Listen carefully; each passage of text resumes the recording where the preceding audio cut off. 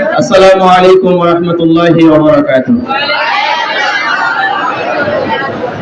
الحمد لله وحده والصلاة والسلام على من لا نبي بعده وعلى آله وأصحابه ومن تبعهم بإحسان إلى يوم الدين. أما بعد، فإن أصدق الحديث كتاب الله وخير الهدى هدى محمد صلى الله عليه وسلم وشر الأمور محدثتها وكل محدثة بدعة وكل بدعة ضلالة وكل ضلالة في النار. بعد أعوذ بالله من الشيطان الرجيم. يا أيها الذين آمنوا اتقوا الله حق تقاته ولا تموتن إلا وأنتم مسلمون.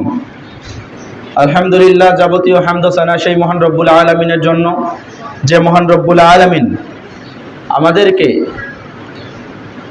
আজকে অনেকদিন পরেই এই নসিহামূলক ক্লাসে বসার তৌফিক দান করলেন। সেই মহান রব্বুল আলামিনের দরবারে সাজদাতুশ শুকর জানাই। সকলে বলি আলহামদুলিল্লাহ। দরুদ ও সালাম বর্ষিত হোক বিশ্ব মানবতার মুক্তির দূত, আখির জামানার নবী, সমস্ত নবীগণের সর্দার মুহাম্মদুর রাসূলুল্লাহ সাল্লাল্লাহু আলাইহি ওয়াসাল্লামের উপরে। বিশেষ করে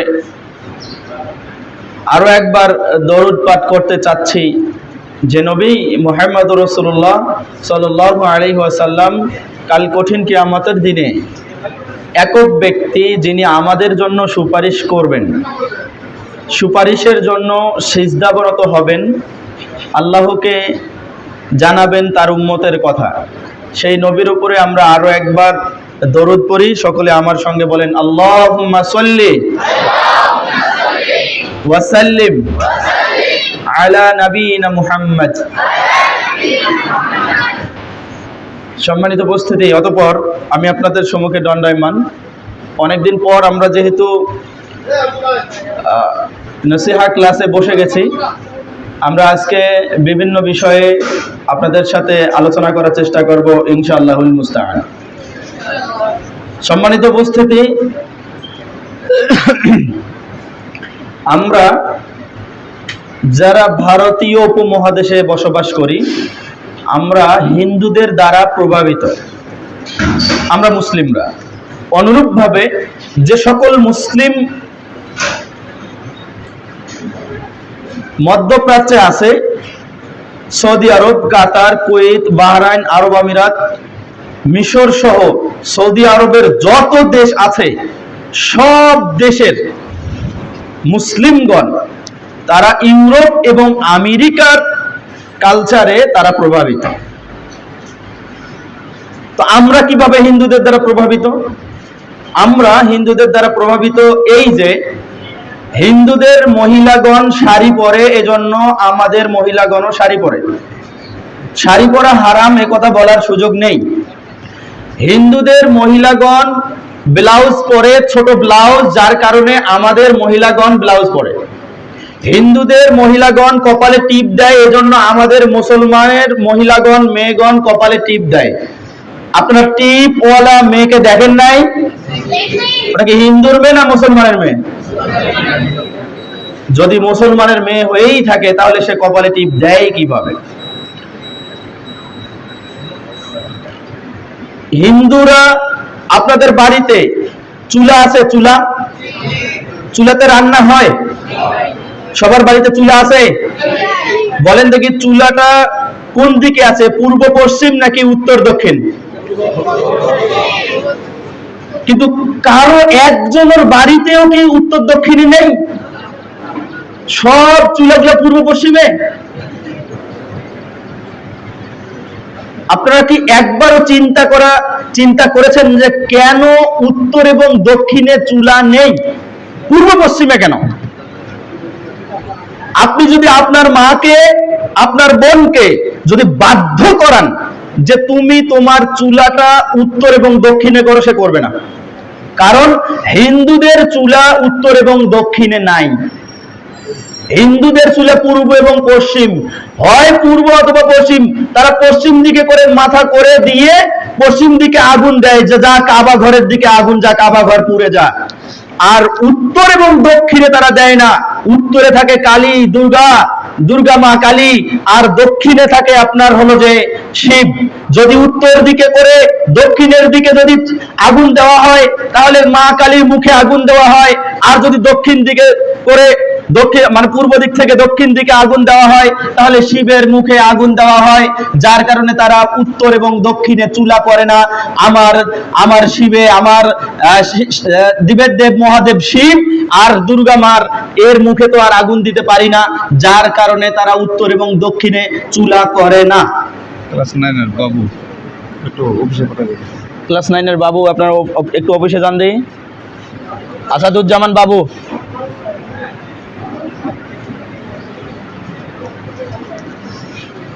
সম্মানিত উপস্থিতি, বলছিলাম উত্তর এবং দক্ষিণে তারা এজন্যই চুলা করে না।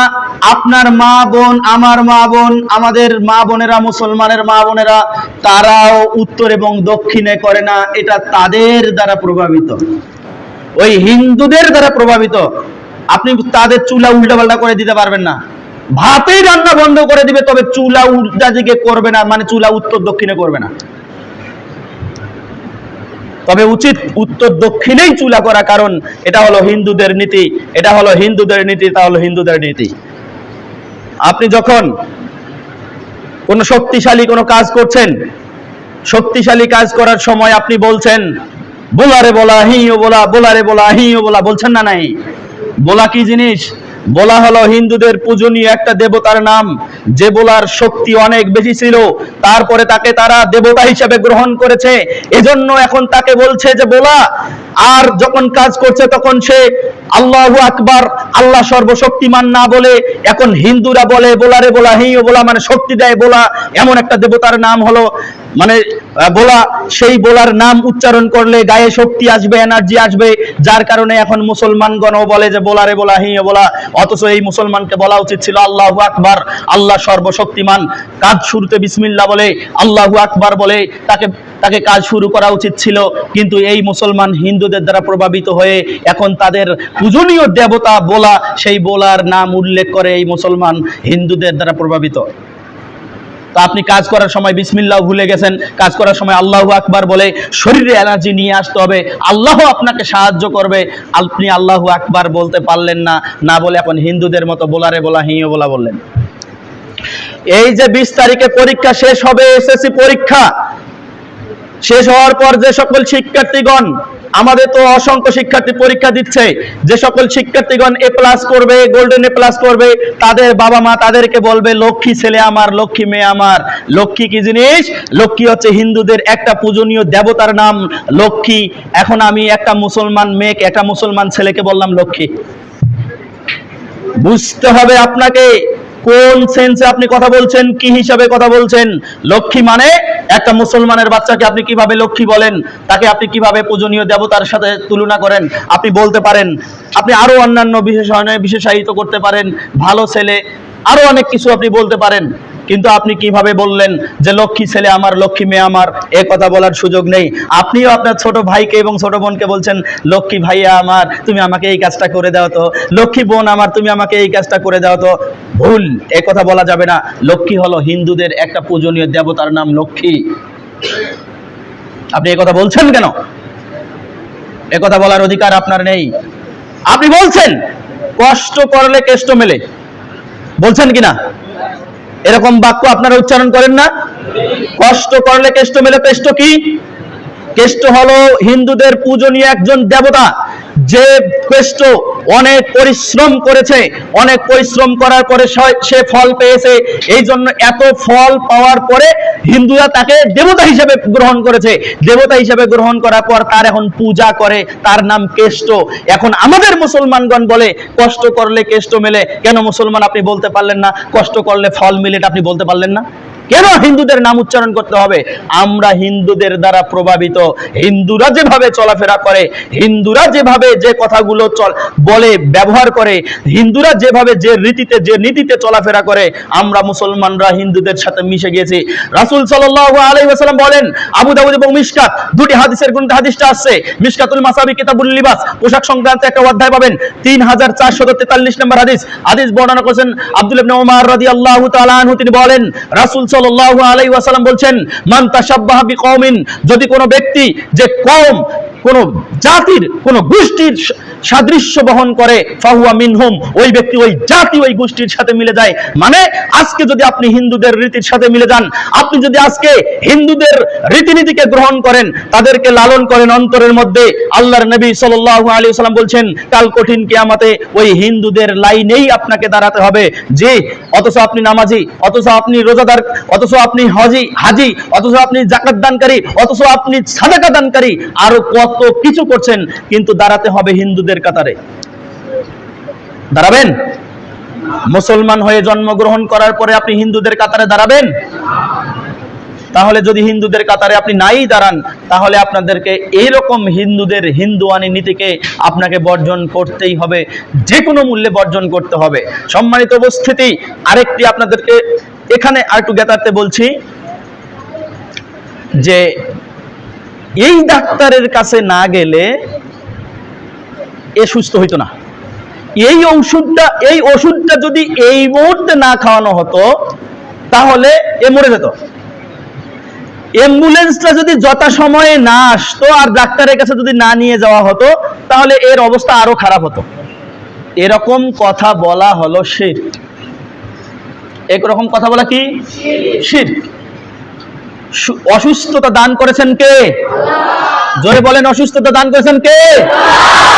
সেই অসুস্থতা থেকে সুস্থতা দান করতে পারেন কে? যদি আল্লাহ সুবহানাহু ওয়া তাআলা আমার অসুস্থতাকেই আমার জন্য যদি মঙ্গলময় হয়, তাহলে আমি এই অসুস্থতা নিয়েই বেঁচে থাকবো। আর আমার যদি এই অসুস্থতার পরে সুস্থতা যদি আমার জন্য মঙ্গলময় হয়, তাহলে আল্লাহ তাআলা সেই অ্যাম্বুলেন্সের মাধ্যমে নয়, আল্লাহ তাআলা কোনো ভালো কোনো বিজ্ঞ কোনো ডাক্তারের মাধ্যমে নয়, আল্লাহ সুবহানাহু ওয়া তাআলা এমন কোনো পলিসি, এমন কোনো এমন কোনো পদ্ধতি আমাকে দিয়ে দিতে পারেন, এমন কোনো উপর থেকে সাকিনা নাজিল হতে পারে, এমন কোন রহমত নাজিল হতে পারে, যে সাকিনা, যে রহমত, যে বরকতের দ্বারা আল্লাহ তাআলা যে কোনো ভাবে আল্লাহ তাআলা আমাকে সুস্থতা দান করতে পারেন। এরকম কনসেপ্ট, এরকম আকীদা, এরকম ফেথ আমাদের আছে না নাই? বুঝেই নেই আমার কথা। আল্লাহ তাআলা আমাকে যে কোনো ভাবে সাহায্য করতে পারেন, সেটা দ্রুত গতিতে অ্যাম্বুলেন্স আসার মাধ্যমে। মনে করেন যে আপনি অ্যাম্বুলেন্সকে ডাকলেন, অ্যাম্বুলেন্স ব্যস্ত আছে, অ্যাম্বুলেন্স আসতেই 1 ঘন্টা লেট করলো। যদি আল্লাহ তাআলা আপনাকে অসুস্থ রাখতেই চায়, তাহলে অ্যাম্বুলেন্স আসতে আসতে তার চাকা পাঞ্চার হয়ে যেতে পারে।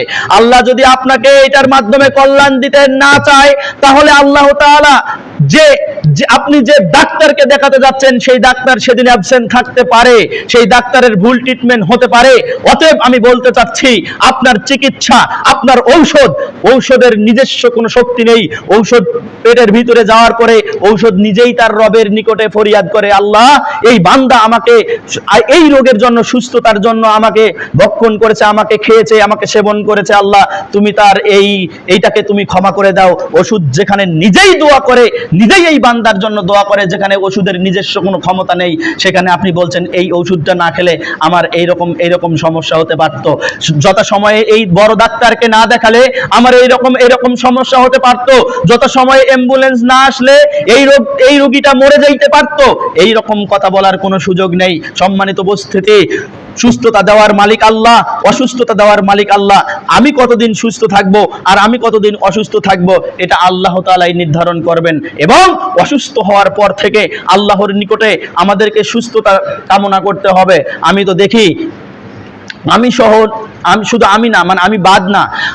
সহ সকল মুসলমানদের অবস্থা দেখি এই যে, যখন কোনো মুসলমান অসুস্থ হয়ে গেল, যখন কোনো বাবার সন্তান অসুস্থ হয়ে গেল, যখন কোনো মায়ের সন্তান অসুস্থ হয়ে গেল, অসুস্থ হয়ে যাওয়ার পরে সে এত বেশি বিচলিত হয়ে গেল যে, সে এত বেশি অধৈর্য হয়ে গেল যে, সে তার রবের নিকটে যে প্রথম ফরিয়াদটা সে তার রবের নিকটে করবে, আল্লাহ তুমি অসুস্থতা দান করেছো, তুমি একমাত্র সুস্থতা দানকারী, তুমি সুস্থতা দান করতে পারবে।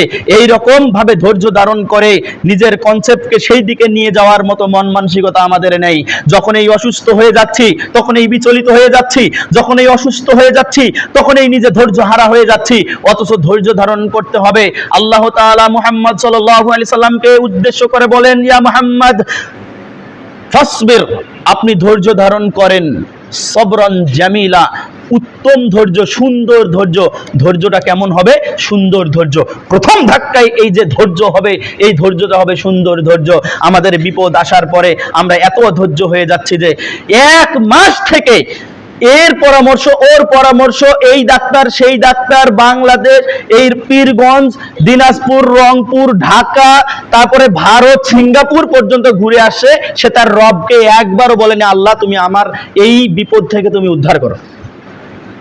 হাজার হাজার লক্ষ লক্ষ টাকা খরচ করেছে, এরপরে তার রবকে এখনো বলেনি। মানে সে এত বেশি দুশ্চিন্তাগ্রস্ত হয়েছে যে, সে এত বেশি হতাশা হয়েছে যে সে মনেই করে না যে এই রোগটা তার রবের পক্ষ থেকে এসেছে এবং এই রোগটা মুক্তি দান করতে পারে তার রব, এইটা সে এখান থেকে সরে এসেছে। আপনাদের যেদিন রোগ হয়, এই যে আপনারা ছোট ছোট সোনামণি, আপনাদের যেদিন রোগ হয় সেদিন থেকে আপনারা নামাজও ছেড়ে দেন। বলতেছে, কিছু স্টুডেন্টকে জিজ্ঞাসা করছে যে আমার নামাজ পড়ছে, স্যার আমার না আজকে জ্বর ছিল, এই জন্য আমি নামাজ পড়তে পারিনি। তো জ্বর হয়েছে তোমার, তোমার রব তোমাকে অসুস্থতা দান করেছে তোমাকে পরীক্ষা করার জন্য।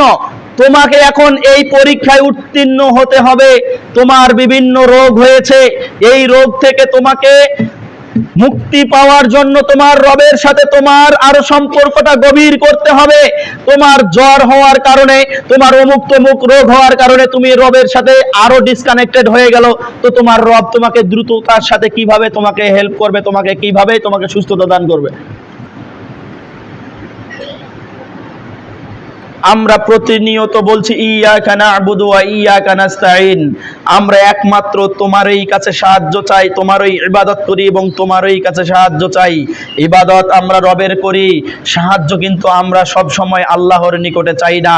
আমরা মাঝে মধ্যে সাহায্য চাই, আমরা মাঝে মধ্যে সাহায্য চাই বড় ভাইয়ের কাছে, মাঝে মধ্যে সাহায্য চাই সেই নেতার কাছে, মাঝে মধ্যে সাহায্য চাই মেম্বারের কাছে, মাঝে মধ্যে সাহায্য চাই চেয়ারম্যানের কাছে, মাঝে মধ্যে সাহায্য চাই এলাকার হেডামলা ব্যক্তির কাছে, মাঝে মধ্যে সাহায্য চাই আমরা এমপি মন্ত্রীর কাছে, মাঝে মধ্যে আমরা আল্লাহর নিকটে সাহায্য চাই না, কারণ আমরা আমাদের রব থেকে অনেক দূরে। সম্মানিত উপস্থিতি, যে কোনো মূল্যে যে কোনো সমস্যা হওয়ার পরে আমাদেরকে সাহায্য চাইতে হবে, সাহায্য কামনা করতে হবে কার নিকটে?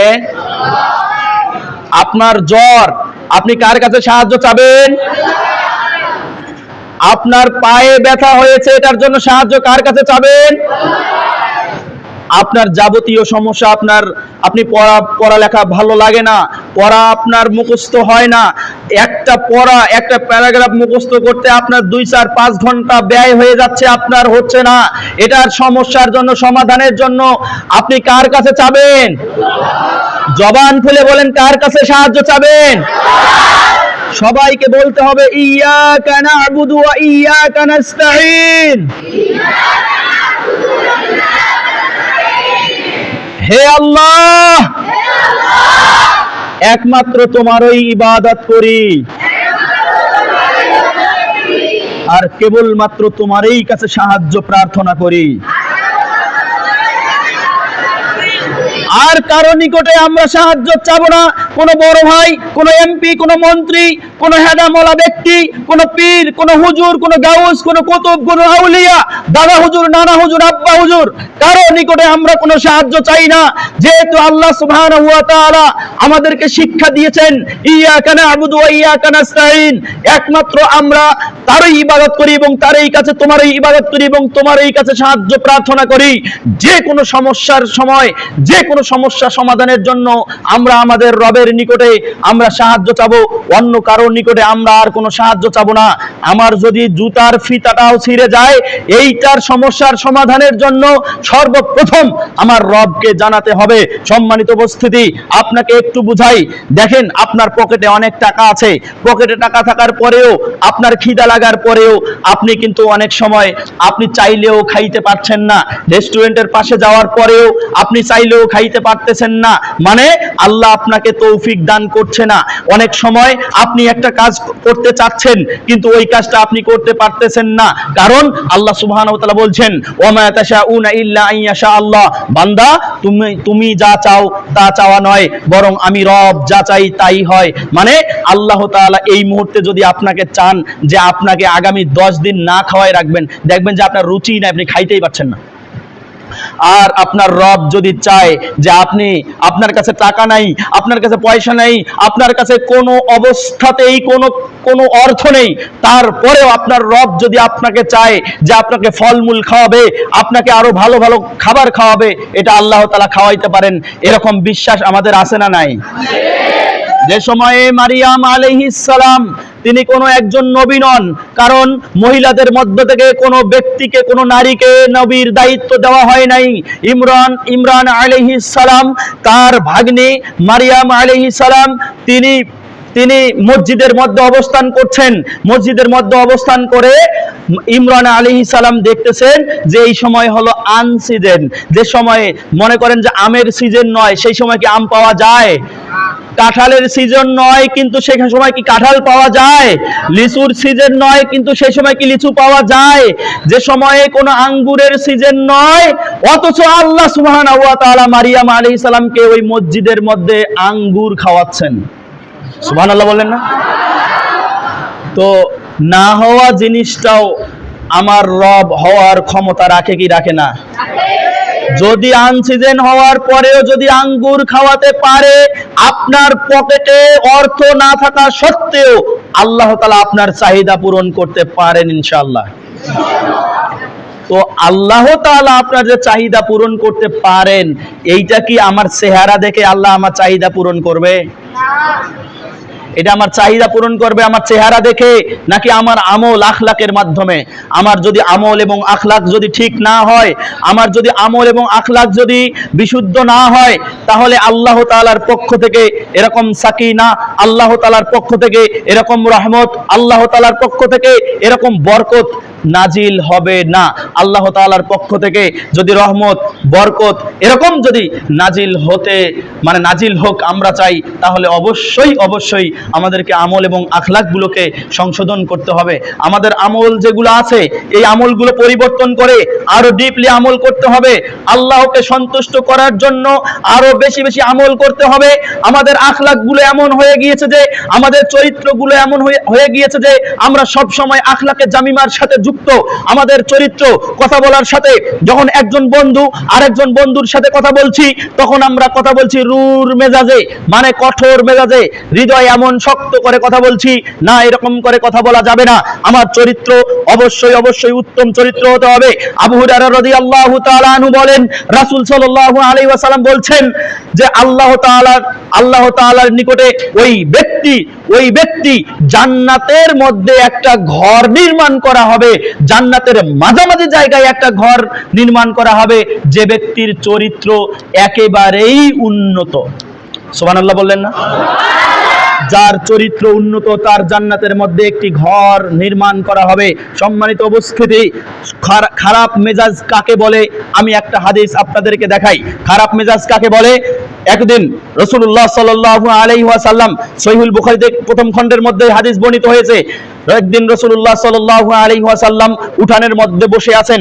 উঠানের মধ্যে বসে থেকে একদল ইহুদি, ভালো করে শুনবেন, একদল ইহুদি এসে আল্লাহর নবীকে সালাম দিলেন। তো তারা বললেন আসসালামু আলাইকুম বা আসসালামু আলাইকা। উচ্চারণটা কি সঠিক হয়েছে? সালামের উচ্চারণটা সঠিক কি আপনারা বলেন দেখি? বলতে জোরে বলেন না, কি হবে? আসসালামু আলাইকুম।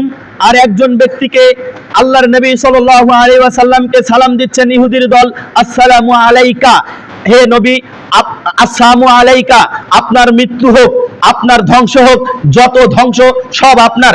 এই কথা শোনার পরে ঘরে ছিল আয়েশা রাদিয়াল্লাহু তাআলা আনহা, ঘর থেকে বলছে ওয়া আলাইকা ওয়া গাযাবাক, তোমাদের উপরও মৃত্যু হোক, তোমাদের উপরও ধ্বংস হোক, তোমরা ধ্বংস হয়ে যাও, তোমাদের উপরও রাগান্বিত বর্ষিত হোক, আল্লাহর পক্ষ থেকে তোমাদের জন্য ধ্বংস হোক, বলছে মুহাম্মদ সাল্লাল্লাহু আলাইহি ওয়াসাল্লামকে ইহুদির দল।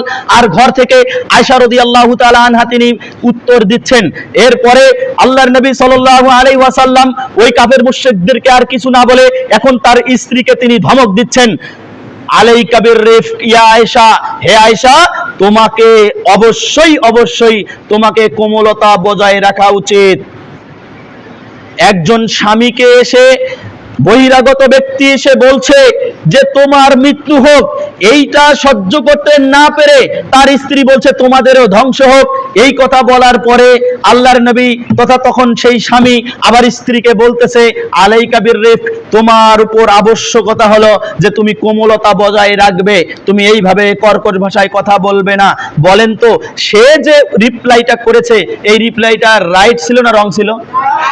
তারপরেও নবী মুহাম্মদ সাল্লাল্লাহু আলাইহি ওয়াসাল্লাম বলছেন যে আলাইকা বিররিফক, তোমার উপর কোমলতাকে তুমি বাধ্যতামূলক করে নাও, এইভাবে কথা বলা যাবে না। তখন রাসূল সাল্লাল্লাহু আলাইহি ওয়াসাল্লামকে আয়েশা রাদিয়াল্লাহু তাআলা আনহা তিনি বলছেন যে আওয়ালাম তাসমা মা কুলতুম, হে নবী আপনি কি শুনেন নাই তারা কি বলেছে? তখন নবী মুহাম্মদ সাল্লাল্লাহু আলাইহি ওয়াসাল্লাম বলছেন আওয়ালা তাসমা মা কুলতু, তুমি কি শোনো নাই আমি কি বলছি? তো বলছে যে না আমি তো শুনিনি। তখন আল্লাহর নবী সাল্লাল্লাহু আলাইহি ওয়াসাল্লাম বলছেন আমি তো বলছি ওয়া আলাইকুম, মানে তোমরা যে বললা যে তোমার উপর ধ্বংস হোক, তোমার মৃত্যু হোক, তো আমিও বলেছি ওয়া আলাইকুম, মানে তোমাদেরও হোক। এখন তুমি যদি বলতে যে তোমার উপর শান্তি বর্ষিত হোক, তাহলে আমিও বলতাম ওয়া আলাইকুম, যে তোমাদের উপরও শান্তি হোক। তার মানে যে ব্যক্তিটা, এখানে বোঝা যাচ্ছে যে ব্যক্তিটা আপনাকে সালাম যেমন তেমন করে দিবে, বলবে আসসালামু আলাইকুম, মানে এইভাবে। ওই যে একজন কিছুদিন আগে আমরা মিডিয়াতে দেখলাম সালকুম সালকুম সালকুম সালকুম বলতেছে না একজন, হ্যাঁ না নাম বলছি না, একজন সংসদের সদস্য, সে বলছে যে সালকুম ভাই সালকুম ভাই সালকুম ভাই। সালামটা কিভাবে দিতে হবে এতটুকু ন্যূনতম জ্ঞান না থাকে সে যায় পার্লামেন্টে। এরকম হাজারো, এরকম শত, এরকম ডজন ধরা ব্যক্তি, মূর্খ ব্যক্তিরা যায় যখন সংসদের মধ্যে, সেখানে গিয়ে তারা ইসলামের কি বাস্তবায়ন করবে?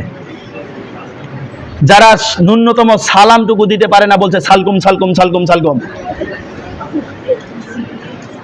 তো যদি কোনো ব্যক্তি এরকম করে সালাম দেয়, বলে যে সালকুম, যদি বলে যে আসসালামু আলাইকুম, যদি বলে আসসালামু আলাইকুম, এরকম করে যদি কোনো আপডেট ভার্সন নিয়ে এসে আপনাকে সালাম দেয়, তাহলে আপনি বলবেন ওয়া আলাইকুম।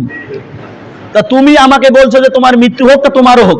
আর যদি কেউ বলে ওয়া আসসালামু আলাইকুম, তাহলে আপনি বলবেন ওয়া আলাইকুমুস সালাম ওয়া রাহমাতুল্লাহ, মানে একটু বাড়িয়ে বলবেন।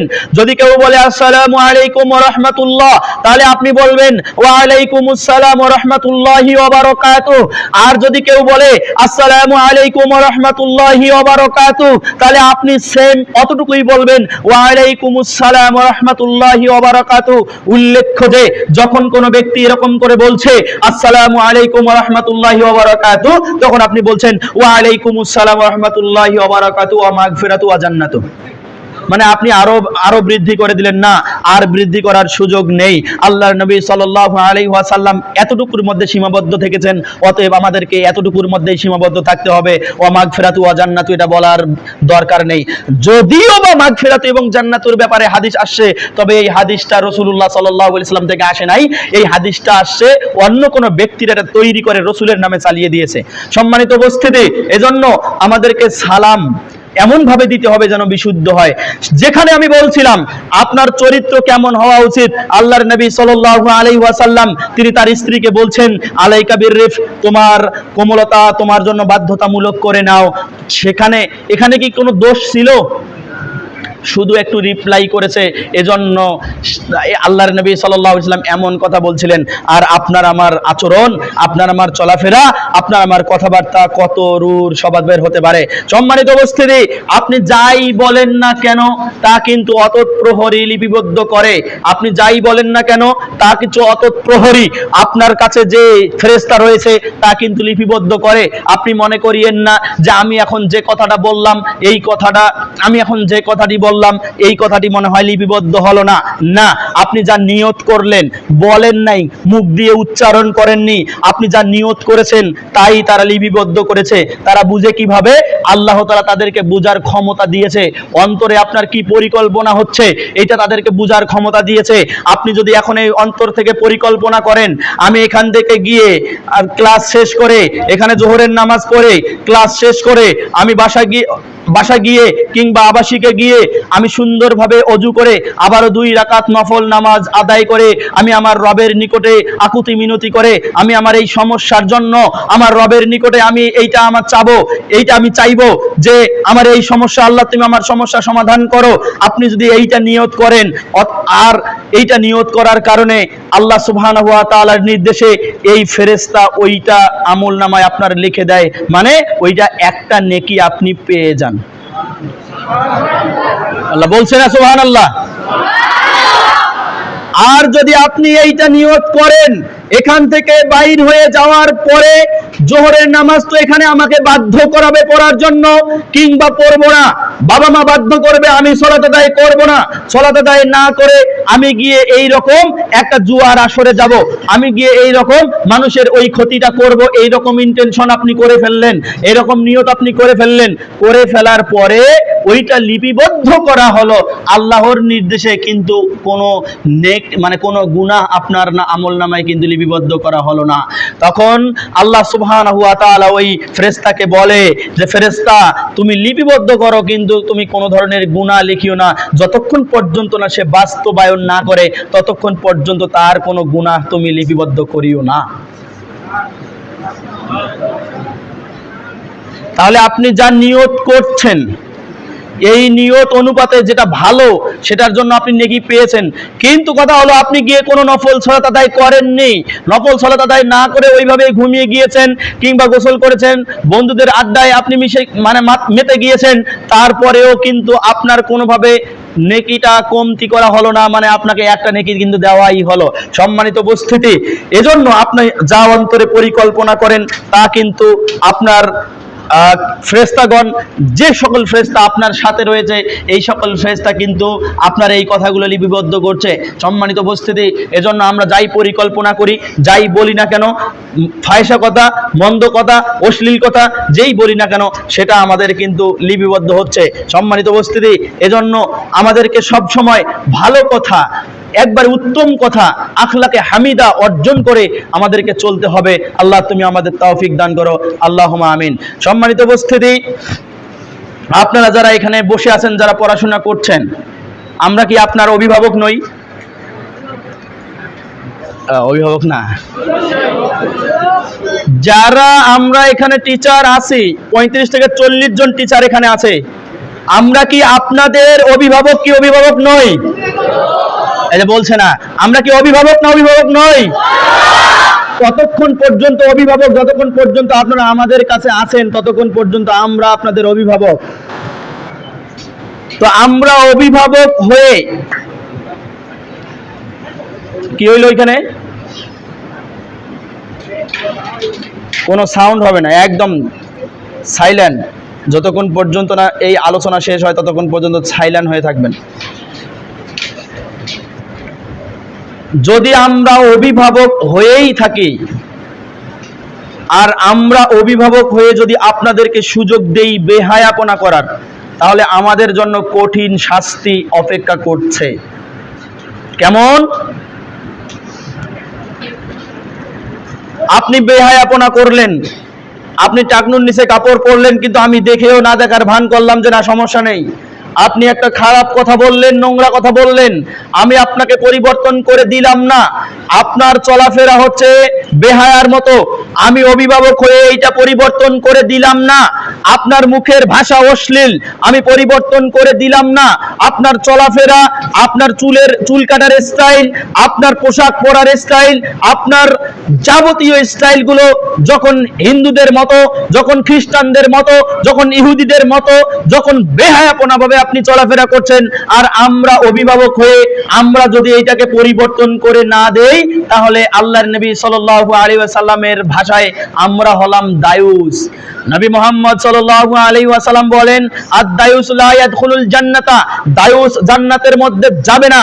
আমি তো একজন হুজুর, আমার মুখে দাড়ি আছে, মাথায় আছে টুপি, আরো নামাজ পড়ি, আরো তাহাজ্জুদের সালাত আদায় করি, আরো ভালো ভালো ভালো ভালো অনেক আমল করি, কিন্তু আমি আমার এই অধীনস্থ ব্যক্তিদেরকে, আমি আমার এই অধীনস্থ স্টুডেন্টদেরকে, আমি আমার এই অধীনস্থ সন্তানদেরকে যখন আমি বেহায়াপনার সুযোগ দিব, তখন আমি হয়ে যাব দায়ুস।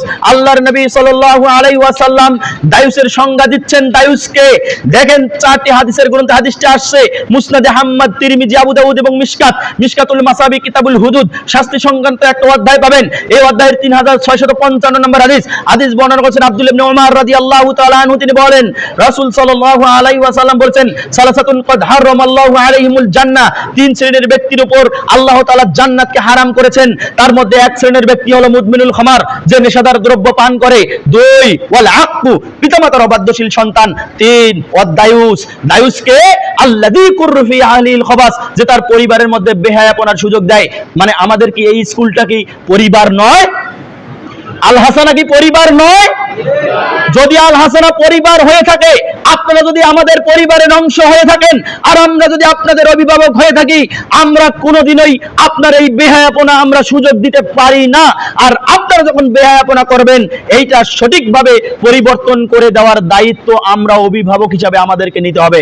যদি আমরা ব্যর্থ হই, তাহলে আল্লাহ তাআলা আমাদেরকে দায়ুস হিসাবে কঠিন কিয়ামতের মাঠে কিন্তু আমাদেরকে উঠাবেন। সম্মানিত উপস্থিতি, এজন্য আপনারা অনেক সময় আমরা যখন আপনাদেরকে পরিবর্তন করে দেই, যখন বলি বাবা এইভাবে চুলের স্টাইলটা করা যাবে না, এইভাবে টাকনুর নিচে তুমি কাপড় পরবে না, তোমার চলাফেরাটা এইরকম হবে না, তোমার চলাফেরাটা এরকম করো, অনেক সময় আপনারা আমাদের উপর মন খারাপ করে বসেন না। আমরা আমাদের অভিভাবকের জায়গা থেকেই কিন্তু আপনাদেরকে পরিবর্তন করার চেষ্টা করি। সম্মানিত উপস্থিতি, একটা বাহিরের মানুষ কি আপনাকে কখনো বলবে, এই ছেলে তুমি এরকম করে কেন ঘুরতেছো? তাদের কোনো দায়বদ্ধতা নেই, তাদের কোনো দায়বদ্ধতা নেই। দায়বদ্ধতা আমাদের আছে, যার কারণে আমরা এই কাজগুলো আপনাদেরকে করে থাকি। আপনারা আমাদের সন্তান, আমরা এই কথা বলি না আপনারা আমাদের সন্তানের মতো, এ কথা আমরা কখনো বলি না। আপনারা আমাদের সন্তান, যতক্ষণ পর্যন্ত আপনারা আমাদের মাঝে আছেন, ততক্ষণ পর্যন্ত আমরা যেভাবে আপনাদেরকে পরিচালনা করি, এইভাবে পরিচালিত হওয়ার চেষ্টা করবেন। আল্লাহ তুমি আমাদের তৌফিক দান করো, আল্লাহুম্মা আমিন। সম্মানিত উপস্থিতি, এখনো কিছু ব্যক্তিকে পাওয়া যাবে এখানে যারা সালাত আদায় করে আসে নাই। সম্মানিত উপস্থিতি, আবারও বলছি, এখনো কিছু এখানে শিক্ষার্থীকে পাওয়া যাবে, এখনো কিছু এখানে খুব জেন্টাল ব্যক্তিকে পাওয়া যাবে যারা আজকে ফজরের সালাত আদায় করে আসে নাই। এমনকি ফজর তো আদায় করেনি, গতকাল রাতের এশার সালাতটাও আদায় করে আসে নাই। সম্মানিত উপস্থিতি, আপনি কিভাবে কতটুকু আপনার সাহস থাকলে আপনি এই কাজ করতে পারেন, যেখানে আল্লাহ সুবহানাহু ওয়া তাআলা সালাতের ব্যাপারে পবিত্র কুরআনুল কারীমে 82 বার সালাতের তাগিদ দিলেন, যেখানে নবী মুহাম্মদ সাল্লাল্লাহু আলাইহি ওয়াসাল্লাম একাধিক জায়গায় বললেন, মান তারাকাস সালাতু মুতাআম্মিদান ফাকাদ কাফারা, যে ব্যক্তি ইচ্ছাকৃতভাবে এক ওয়াক্ত সালাত ছেড়ে দিল, ওই ব্যক্তি কাফের। আল্লাহ নবী সাল্লাল্লাহু আলাইহি ওয়াসাল্লাম বলেন, বাইনাল আবদি ওয়া বাইনাল কুফরি তারকুস সালাহ, একজন বান্দা এবং কুফরির মধ্যে পার্থক্যই হলো সালাহ। আল্লাহর নবী সাল্লাল্লাহু আলাইহি ওয়াসাল্লাম বললেন যে ব্যক্তি ইচ্ছাকৃতভাবে সালাত ছেড়ে দিল, ওই ব্যক্তি কাফের, ওই ব্যক্তিকে আর মুসলমান বলার সুযোগ নেই। আপনি মুসলমান হয়ে কিভাবে আপনি সালাত ছেড়ে দিলেন, আর আপনি নিজেকে বলছেন যে আমি মুসলমান? আপনি একজন মুসল্লির ছেলে হয়ে, আপনি একজন মুসলমানের সন্তান হয়ে আপনি সালাত ছেড়ে দিয়ে বলছেন যে আমি মুসলমান। জি, আপনি মুসলমান, আপনি নিজে দাবিকৃত মুসলমান, আপনি নিজে প্র্যাকটিসিং কোনো মুসলমান নন। আপনি যেই হন না কেন, আপনার পরিবার যত সম্ভ্রান্তশালী হোক না কেন, আপনার পরিবারে 2-4টা হাজি থাকতে পারে, আপনার পরিবারে 2-4টা ওমরাকারী ব্যক্তি থাকতে পারে, আপনার পরিবারে আরো তাহাজ্জুদ গুজারি থাকতে পারে, আপনার পরিবারে আরো অনেক অনেক অনেক অনেক আমলদার ব্যক্তি থাকতে পারে, কিন্তু আপনি যেহেতু সালাত ছেড়ে দিয়েছেন, আপনাকে কাফের ছাড়া অন্য কোনো বলার কোনো সুযোগ নেই। সম্মানিত উপস্থিতি, অতএব আমাদেরকে কিন্তু কাফের হওয়া যাবে না। কাফের হলে আমাদের অবস্থান কঠিন কিয়ামতের দিনে খুবই ভয়াবহ হবে, এবং কাফের মুশরিকদের কাতারে কিন্তু আমাদেরকে দাঁড়াতে হবে। এখানে আমি একজন শুধু শিক্ষার্থীকে দেখতে চাই, একজন শিক্ষার্থীকে দেখতে চাই, যে শিক্ষার্থী চায় যে আমি কঠিন কিয়ামতের দিনে কাফেরের সাথে দাঁড়াবো। আছে কেউ? কেউ আছে? কেউ নাই? যদি আপনি কাফেরের সাথে কিয়ামতের মাঠে যদি দাঁড়াতে না চান, তাহলে মুসলমানদের কাতারে যদি আপনি দাঁড়াতে চান, তাহলে অবশ্যই অবশ্যই আপনাকে মুসলমানদের রীতিনীতিতে, মুসলমানরা যেভাবে প্র্যাকটিস করে একজন মুসলমান হয়, সেই প্র্যাকটিস বিষয়গুলো আপনাকে কিন্তু করতে হবে। আপনারা রাজি আছেন ইনশাআল্লাহ?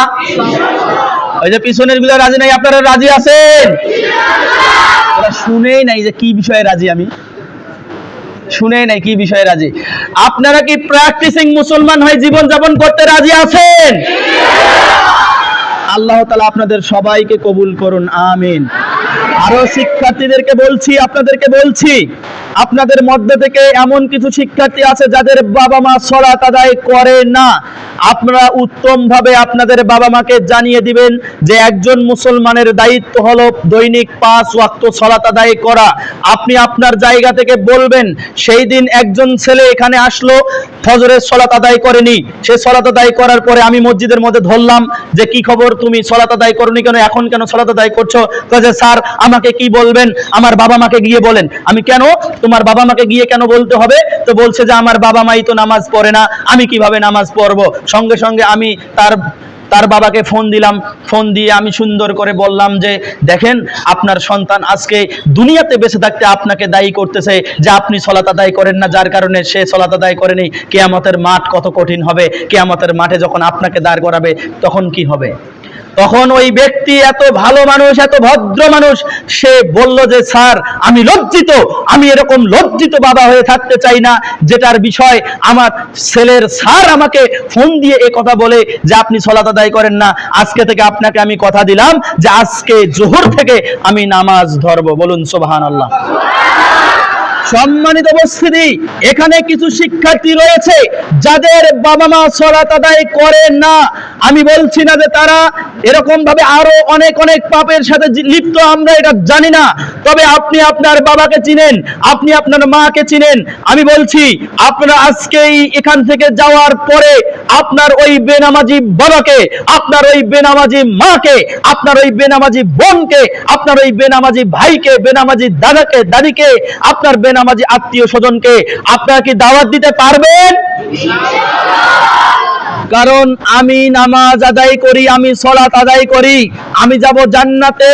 কিন্তু কিয়ামতের মাঠে যখন আমার বাবা যাবে জাহান্নামে, আমি জান্নাতে গিয়ে সঠিকভাবে আমি শান্তিতে থাকতে পারবো না। নাকি আপনারা পারবেন?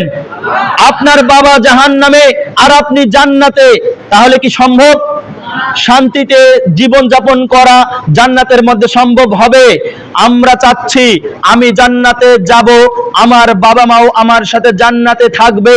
যে বাবা মা আমাকে এত বেশি ভালোবাসে, যে বাবা মাকে আমি এত বেশি ভালোবাসি দুনিয়াতে, আখিরাতেও আমার এই ভালোবাসাটা অটুট থাকবে মর্মে আপনারা সকলে গিয়ে দাওয়াত দিবেন, এই মর্মে যে এইভাবে দাওয়াত দিবেন। আল্লাহ তাআলা আমাদের উপর দৈনিক 5 ওয়াক্ত সালাতকে ফরজ করেছেন। আল্লাহ তাআলা 82 বারের মতো সালাতের তাগিদ দিয়েছেন। আল্লাহ তাআলার প্রিয় নবী মুহাম্মদ সাল্লাল্লাহু আলাইহি ওয়াসাল্লাম বলেছেন, মান তারাকা সালাতু মুতাআম্মিদান ফাকাদ কাফারা, যে ব্যক্তি ইচ্ছাকৃতভাবে 1 ওয়াক্ত সালাত ছেড়ে দিবে ওই ব্যক্তি কাফের, ওই ব্যক্তি কাফের, ওই ব্যক্তি কাফের। আল্লাহর নবী সাল্লাল্লাহু আলাইহি ওয়াসাল্লাম বলেছেন, বাইনাল আবদি ওয়া বাইনাল কুফরি তারকুস সালাহ, একজন বান্দা এবং একজন কাফেরের মাঝে, একজন কুফরির মাঝে পার্থক্যই হলো সালাত। অতএব আপনাকে আমাকে সালাত আদায় করতে হবে। বাবা তোমাকে আমি এই বলে দাওয়াত দিলাম যে আজকে থেকে তুমি নামাজি হয়ে যাবা, আমিও নামাজি, একসঙ্গে মসজিদে যাব, মসজিদ থেকে আবার একসঙ্গে চলে আসব। এই দৃশ্যটা ভালো দেখায় না খারাপ দেখায়? এখন আমি একজন গার্ডিয়ানকে, এখন আমি একজন অভিভাবককে, এখন আমি একজন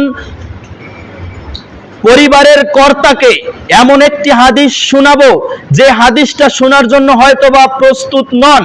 সম্মানিত উপস্থিতি, আল্লাহর নবী সাল্লাল্লাহু আলাইহি ওয়াসাল্লামের একটি হাদিস, সহিহুল বুখারী নামে একটা হাদিসের গ্রন্থ, সহিহুল বুখারী কিতাবুল জানায়েজ, জানাজা সংক্রান্ত একটা অধ্যায়, 1345 নম্বর হাদিস। হাদিস বর্ণনা করেছেন প্রখ্যাত সাহাবী আবু হুরায়রা রাদিয়াল্লাহু তাআলা আনহু। তিনি বলেন, আন্নান নবী সাল্লাল্লাহু আলাইহি ওয়াসাল্লাম قال, নিশ্চয় নবী করিম সাল্লাল্লাহু সাল্লাল্লাহু আলাইহি ওয়াসাল্লাম বলেছেন, কুল্লু মাউলুদিন ইউলাদু আলাল ফিতরাহ, প্রত্যেক নবজাতক সন্তান তার ফিতরাতের উপর জন্মগ্রহণ করে। ফিতরাত কি? ফিতরাত হলো দিন ধর্ম, তার নিজ ধর্মের উপর, নিজ গতির উপর সে জন্মগ্রহণ করে। দিন ধর্ম কোনটা? আল্লাহর নিকটে মনোনীত জীবন ব্যবস্থা কোনটা? আল্লাহর নিকটে মনোনীত দিন কোনটি? আপনি যদি পবিত্র কোরআনুল কারীম খুলেন, 3 নম্বর সূরা আলী ইমরান এর 19 নম্বর আয়াতের মধ্যে আল্লাহ সুবহানাহু ওয়া তাআলা বলেন, ইন্নাদ-দীনা ইনদাল্লাহিল ইসলাম, নিঃসন্দেহে আমার নিকটে কেবলমাত্র মনোনীত জীবন ব্যবস্থার নাম হলো ইসলাম। একই সূরা 85 নম্বর আয়াতের মধ্যে আল্লাহ সুবহানাহু ওয়া তাআলা বলেন, ওমাইয়াবতাগি গায়রাল ইসলাম দীনান, যদি কোনো ব্যক্তি ইসলামকে ছাড়া অন্য কোনো দিনকে, অন্য কোনো জীবন ব্যবস্থাকে গ্রহণ করে, ফালাইয়ুকবালা মিন, ওই ব্যক্তির কাছ থেকে এই জীবন ব্যবস্থাকে গ্রহণ করা হবে না। ও হুয়া ফিল আখিরাতি মিনাল খাসিরিন, এবং সে কিয়ামতের মাঠে ক্ষতিগ্রস্তদের অন্তর্ভুক্ত হবে। এই আয়াত 2 থেকে আমরা এটা বুঝতে পারলাম যে আল্লাহর নিকটে যে দ্বীনি ফিতরাত, যে দ্বীনি দিন আছে, জীবন ব্যবস্থা, এই দিন জীবন ব্যবস্থার নাম হলো ইসলাম, মনোনীত জীবন ব্যবস্থার নাম হলো ইসলাম। আর আল্লাহর নবী সাল্লাল্লাহু আলাইহি সাল্লাম বলছেন, প্রত্যেক নবজাতক শিশু জন্মগ্রহণ করে দ্বীন ইসলামের উপর। তাহলে যেটা হিন্দুর ঘরে জন্মগ্রহণ করলো, যেটা ইহুদির ঘরে জন্মগ্রহণ করলো, যেটা খ্রিস্টানের ঘরে জন্মগ্রহণ করলো, সে কি ইসলামের উপর জন্মগ্রহণ করলো নাকি? আল্লাহর নবী বলেছেন, কুল্লু মাউলুদিন ইউলাদু আলাল ফিতরাহ, প্রত্যেক নবজাতক শিশু তার দ্বীনি ইসলামের উপর, ফিতরাতের উপর জন্মগ্রহণ করে, মানে ইসলামের উপর জন্মগ্রহণ করে। ফাআবাওয়াহু ইউহাউবিদানিহি, তার বাবা মাই তাকে ইহুদি বানায়, ইউনাসসিরানিহি, তার বাবা মাই তাকে খ্রিস্টান বানায়, আও ইউমাজ্জিসানিহি, তার বাবা মাই তাকে অগ্নি পূজক বানায়, তার বাবা মাই তাকে বেহায়া বানায়, তার বাবা মাই তাকে হিন্দু বানায়, তার বাবা মাই তাকে গাছ পূজারী বানায়, তার বাবা মাই তাকে মাছ পূজারী বানায়, তার বাবা মাই তাকে সূর্য, নক্ষত্র, চন্দ্র, আপনার যত কিছু পূজারী আছে এগুলো তার বাবা মাই বানায়। কারণ সে তার বাবা মায়ের কাছ থেকে ছোট থাকতে ধীরে ধীরে ধীরে ধীরে এই জিনিসগুলো শিখছে। আপনি আপনার বাবা মায়ের কাছে মিথ্যা কথা শিখেছেন, মানে আপনার বাবা মায়ের কাছে প্রথম কথা শুনেছেন, দেখছেন যে আপনার বাবা মা মিথ্যা বলে, আপনি মিথ্যা বলছেন। এরপরে আপনি দেখছেন যে আপনার বাবা মা সুদ খায়, ঘুষ খায়, আপনিও সুদ খাওয়া, ঘুষ খাওয়া শিখেছেন। এটা যে পাপ, মহা অন্যায়, সুদ খাওয়া যে মহা পাপ, মহা অন্যায়, কাবিরা গুনাহ, আল্লাহর সাথে যুদ্ধ করার মতো গুনাহ, এমন জিনিসটা আপনি দেখেছেন ন্যাচারালি, আপনি মনে করেছেন যে এটা কোনো দোষের বিষয় নয়। সম্মানিত উপস্থিতি, এই রকম করে অনেক অনেক অন্যায় কাজ আপনি আপনার বাবা মায়ের কাছে দেখেছেন, যার কারণে আপনি শিখেছেন। আমি বলছি যে আল্লাহর নবী সাল্লাল্লাহু আলাইহি সাল্লাম এর পরের বাক্যে বলছেন, তোমরা কি দেখো নাই কোন চতুষ্পদ জন্তু যখন বাচ্চা প্রসব করে, যখন ছাগল তার বাচ্চা প্রসব করে, যখন গরু তার বাছুর প্রসব করে, যখন উট তার বাচ্চা প্রসব করে, প্রসব করার পরে এই বাচ্চাটা কি একবারে ফ্রেশ বাচ্চা প্রসব করে না? এরপরে রাসূলুল্লাহ সাল্লাল্লাহু আলাইহি সাল্লাম বলছেন, তোমরা কি কখনো তোমাদের এই রকম চতুষ্পদ জন্তু যখন বাচ্চা প্রসব করে, বাচ্চা প্রসবের সঙ্গে সঙ্গে কি কান কাটা দেখো? আপনারা দেখছেন কোনোদিন কোন একটা গরুর বাছুর হয়েছে কান কাটা? কোন একটা ছাগলের বাচ্চা হয়েছে কান কাটা? কিন্তু পরে তো কান কাটা থাকে। কান কাটা গরু এমনিতে পাইনি, কান কাটা ছাগল পাওয়া যায় না হাটের মধ্যে গেলে।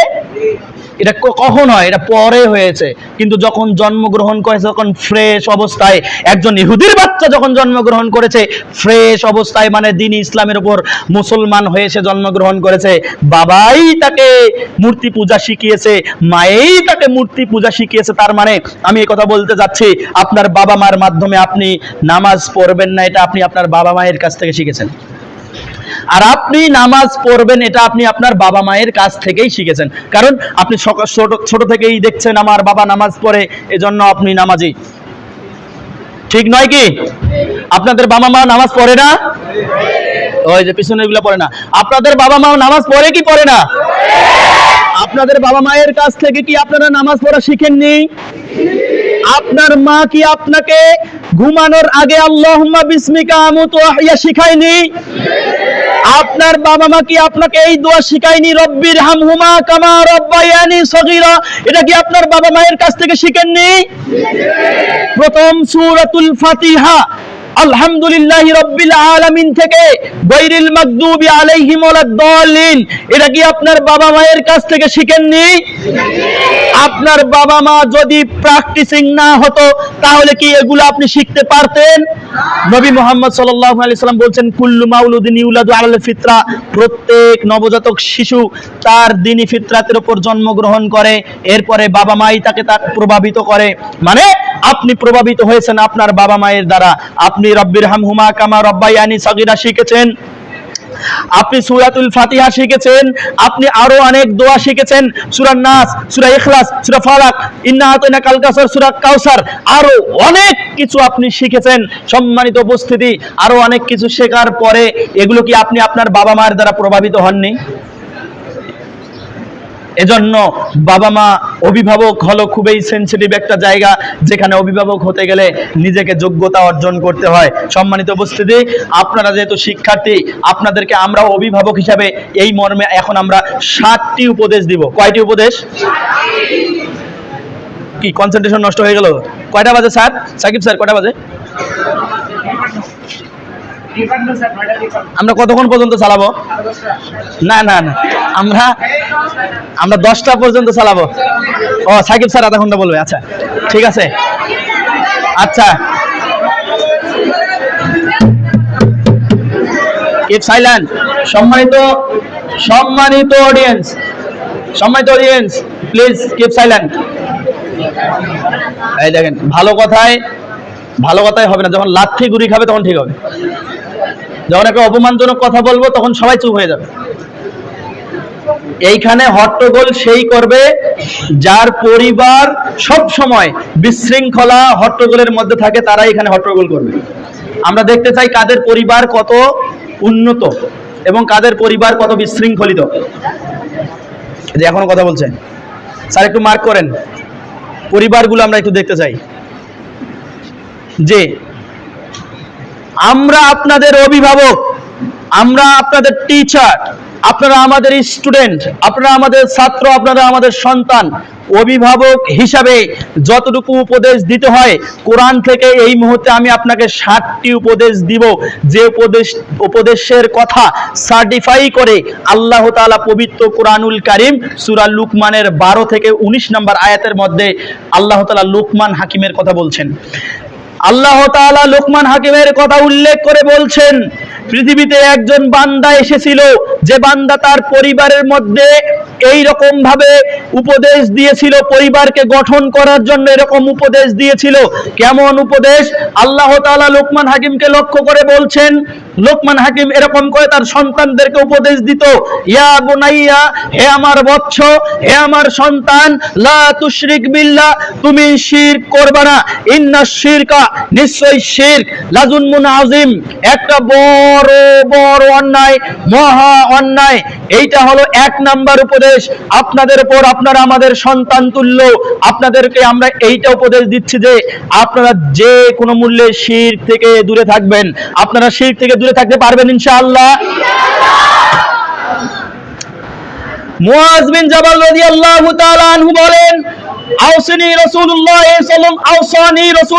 সাল্লাল্লাহু আলাইহি ওয়াসাল্লাম, নবী মুহাম্মদ সাল্লাল্লাহু আলাইহি ওয়াসাল্লাম আমাকে 10টি বিষয়ে নসিহত করেছেন। তার মধ্যে 1 নাম্বার হলো লা তুশরিক বিল্লাহ শাইআন, তুমি আল্লাহর সাথে কোনো বিষয়ে আল্লাহর সাথে শরীক স্থাপন করবে না, শিরক করবে না। ওয়াইন কুতিলতা ওয়া হুররিকতা, যদিও তোমাকে হত্যা করা হয়, যদিও তোমাকে আগুনে নিক্ষেপ করে পুড়ে ফেলা হয়। সম্মানিত উপস্থিতি, কত বড় ভয়ানক একটা পাপের নাম হলো শিরক। অতএব আমাদেরকে শিরক করা যাবে না। আল্লাহ তুমি আমাদেরকে যাবতীয় শিরক থেকে বিরত থাকার তৌফিক দান করো, আল্লাহুম্মা আমিন। সম্মানিত উপস্থিতি, 2 নাম্বার উপদেশ হলো আল্লাহর নবী আল্লাহ সুবহানাহু ওয়া তাআলা লোকমান হাকিমের কথা উল্লেখ করে বলছেন, 2 নাম্বার উপদেশ আল্লাহ তাআলা দিচ্ছেন যে তুমি তোমার পিতামাতার উপর সদয় হও। কেননা ওয়াহনুন আলা ওয়াহনিন, তোমার এই মা তোমাকে কষ্টের পরে কষ্ট, কষ্টের পরে কষ্ট তোমার ধারণ করেছে। মানে আপনাকে যখন আপনার মা আপনাকে যখন পেটে ধারণ করেছে 9 মাস 10 মাস 10 মাস 10 দিন পর্যন্ত আপনার মা হাঁটতে পারে না, আপনার মা চলতে পারে না, আপনার মা খাইতে পারে না, আপনার মা আপনাকে পেটে নিয়ে স্বাভাবিকভাবে চলাফেরা করতে পারে না।